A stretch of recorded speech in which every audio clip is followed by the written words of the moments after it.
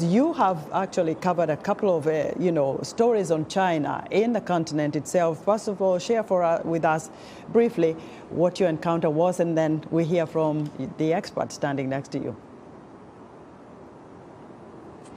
In addition to China training military officers in Africa, it has invested nearly $1 trillion in Africa.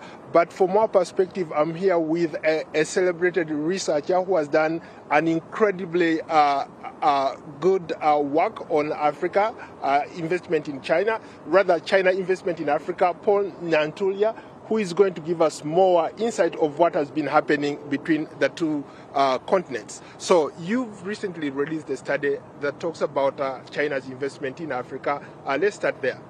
Right. Yes. This report looks at Chinese military investments on the African continent, specifically looking at professional military education and the opportunities that China is providing to African militaries to send their officers to attend different Chinese military academies.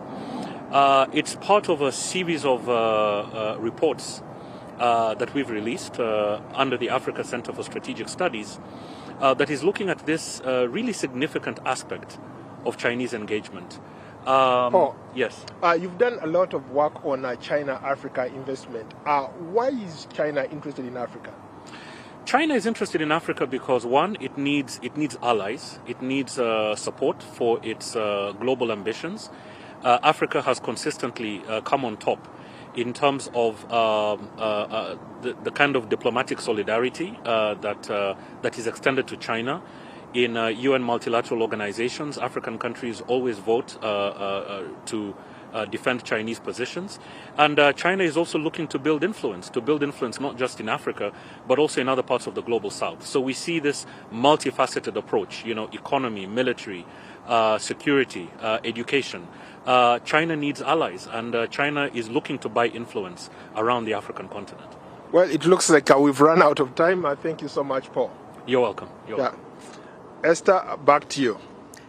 Thank you, Paul. That was VOA's Paul Ndiho speaking to Paul Nyantulya, the author of China's Military Political Work and Professional Military Education in Africa.